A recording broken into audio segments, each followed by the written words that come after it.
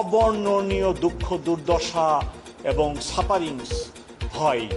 একজন মুমূর্ষু রোগী যেতে পারেন না হাসপাতালে, একজন পরীক্ষার্থী ঠিক সময় তার ভেন্যুতে পরীক্ষা হলে পৌঁছাতে পারতেছেন না, একজন বিমান যাত্রী রেল স্টেশনে পৌঁছাতে পারতেছেন না, বাস স্টেশনে পৌঁছতে পারতেছেন না, নানা ধরনের দুর্ভোগ। এবং এই দুর্ভোগ লাঘবের জন্য আমি বারে বারে ঢাকা মেট্রোপলিটন পুলিশের জন্য না যাই।